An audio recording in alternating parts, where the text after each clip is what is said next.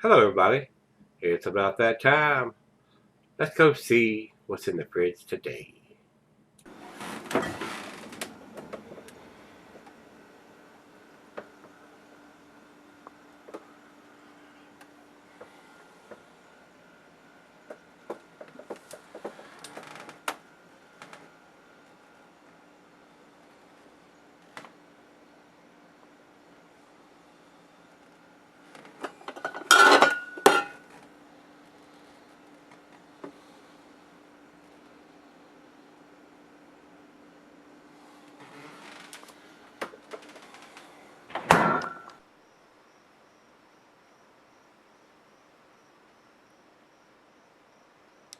Hello, everybody. Thanks for stopping by Gregsbeerreviews today. Today's beer is Wild Wolf Howling Pumpkin. And just like I told you on the last couple of pumpkin beers that we've done, I seen a review where somebody tried this beer and reviewed it on July 4th of this past year, 2014. Why would you be drinking a pumpkin beer on July 4th? I mean, it doesn't make any sense to me. That is a fall harvest time beer, and they're just fresh in the seasons. I mean, before you know it, pumpkin beers will be available year round, or you'll be seeing pumpkin beers that are released in March or April. I mean, there's just no end to them rushing the seasons, and they want to be the first ones that do that style of beer for the season. And by the time October gets here, which is harvest time here in Virginia anyway, the beer's been in the bottle 6 months already. So, I mean, it don't make any sense to me, guys. It really don't. Alright, let's get on with this one. This is a 7%er, and these guys are out of Nellyford, Virginia. Commercial description says a wonderful spice nose and a beautiful orange color lead right into this perfectly balanced fall beer. Perfectly balanced fall beer, but we're going to put it in a bottle in May or June, so you can be drinking it in July. It don't make no damn sense to me. Just the right amount of locally sourced molasses and pumpkin pie spice makes this a must-have for the pumpkin beer lover. Moderate on alcohol, but big on taste, this beer is one you can enjoy all day. And like I said, 7%, IBUs on this one is 25.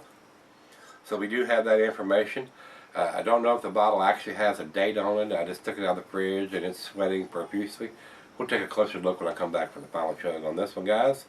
Since it is a pumpkin beer, it's not technically classified as a beer style, and it's going to say general dessert meat is poultry. So, I mean, if you like this style of beer, you can, and it's fairly light and easy going. I mean, if you want to have a Thanksgiving dinner and you want to have one of these in July, by golly, do it. I mean, I enjoy having turkey and dressing and all that stuff several times during the year, not just in November around Thanksgiving, but still.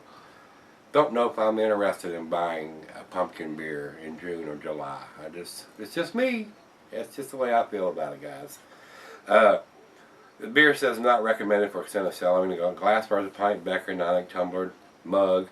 I'm going to use a Duba glass for this, and this is a bomber. It's a 22 ouncer, so I'm going to pour about half of it in there, so I have a little headroom to get the nose on it. So let's pop the cap on this one. I have not had this one from these guys before, so the last couple have been re-reviews, and this is going to be a new review. Wow, big hiss on this one, and here it comes. Over-carbonated. Way over-carbonated. Look at it dripping off of it. And look at it coming out of the glass.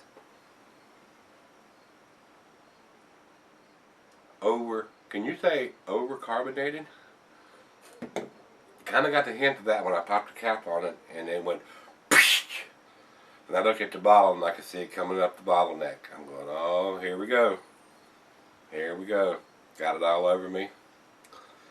Now I'm a big pumpkin.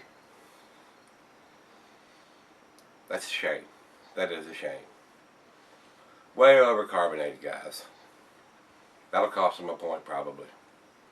There's no sense And that's probably just another reason why you don't want to bottle your beers in May or June for a release that early, because if it's not refrigerated and it still has some active yeast in the bottle, it's going to keep fermenting in the bottle. As long as it's kept at 70 degrees or something like that, it's going to keep going. It's going to keep fermenting, and that's probably what's happened here. If you'd have popped the cap on this one in July, it probably would not have done that. But still working in the bottle, yeah, it's going to keep on fermenting and building up more pressure and more carbonation and all of that. So just another reason why you do not want to put your beers out in May or June for a fall release, or a seasonal fall release, which, I mean, you can almost consider that. I mean, if somebody's reviewed this beer on July 4th, this beer was probably bottled in June, maybe even May. It's hard to tell. And like I said, if it's been kept at 70 degrees or room temperature where the yeast can keep working, if there's any active yeast still in the bottle, it's going to keep going on and on and on and on. And you've seen what just happened, and that's not a good thing. That's not good for me. It's not good for them. It's going to leave a bad taste in my mouth as far as that carbonation and getting all over the place and all over me. And thankfully, we didn't waste half the bottle. It didn't spew out all over the living room here like some of them that I have had do. But still, you don't want your beer to come exploding out of the bottle like that. So, just my 2 cents. That would lead me not to purchase this beer again. But I'm gonna reserve judgment on the grade and everything until we actually get to taste it. And as you can see, it's pretty much got a monster head and the lacing left in the glass, and we've not even tasted it yet. And we've got 3 fingers of head still in the bottle, and that's not good. That's not good. So let me see if I can pour just a hair more in here. But it's way over-carbonated, guys. As you can see, I mean, it's just, it's sad. It's sad. These guys, like, I don't know how long these guys have been in business or anything like that. I don't think I've had anything from these guys. When I went to the last beer store run, I did purchase 1 or 2 from these guys. But this is not what you want in a beer. You do not want it spewing all over the place when you pop the cap on it. I'm going to leave it at that. I'm not going to go on and on about that. It's over-carbonated. Bottom line, it's over-carbonated. Over into the light, it is a red copper tone color. There are a lot of bubbles streaming up. A lot of bubbles telling me that it's kind of over-carbonated. Looks good in the glass, that monster head. Let's get a nose on it.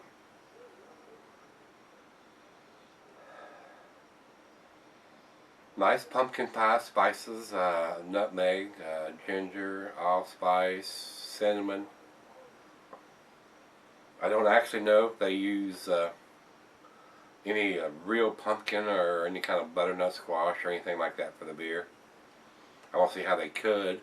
They're using canned pumpkin or canned squash or frozen, because there's no pumpkins or squash available for harvest that early in the year. So my 2 cents.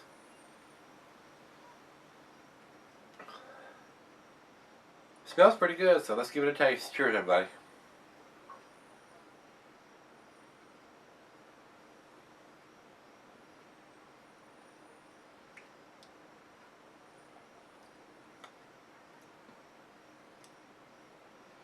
A slight buttery taste, which is not bad, just slight. All the spices are there. A little heavy on the bitterness on the back end.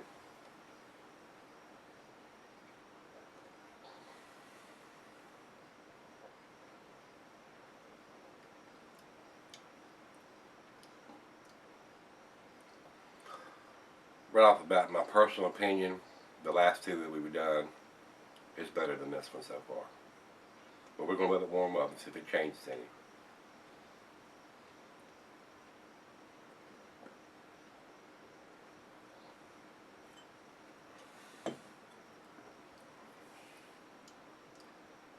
It's not bad. Just a little bit heavy on the bitterness on the back end. So let's let it warm up a little bit and let the other half have a, I don't know, we still got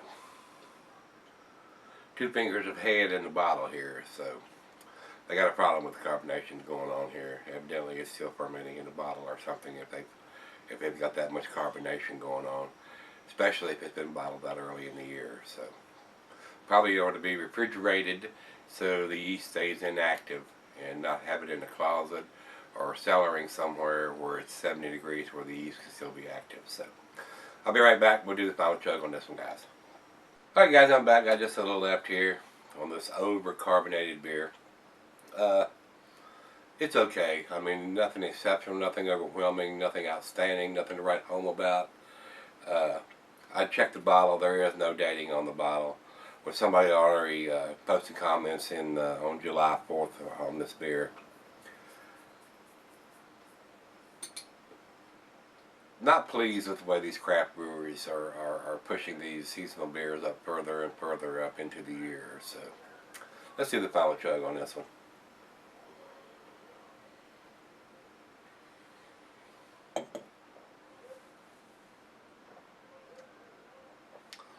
It's not balanced as well as it could be or should be. Too much bitterness for the back end, not enough sweetness on the front end. Over-carbonated on top of that. No date on the bottle on top of that.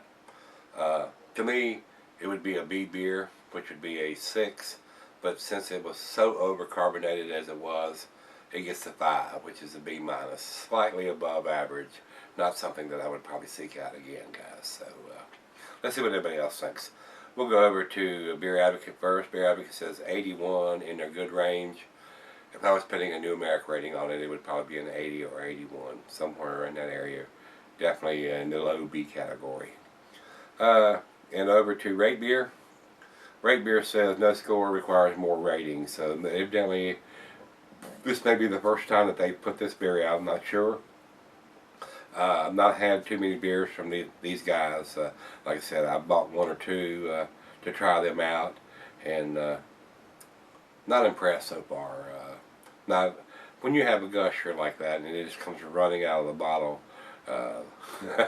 before you can even get it in the glass. That usually unimpresses me pretty good. So, with that being said, if you had this one, Wild Wolf Howling Pumpkin from Nellisford, Virginia, and I hate to be like that because I'm in Virginia and I consider the Virginia breweries to be local breweries to me, but unimpressed with this on several categories. So with that being said, if you've had it, let me know what you think of it, and hopefully we won't get a gusher tomorrow, guys. Come on back. I'll see you then.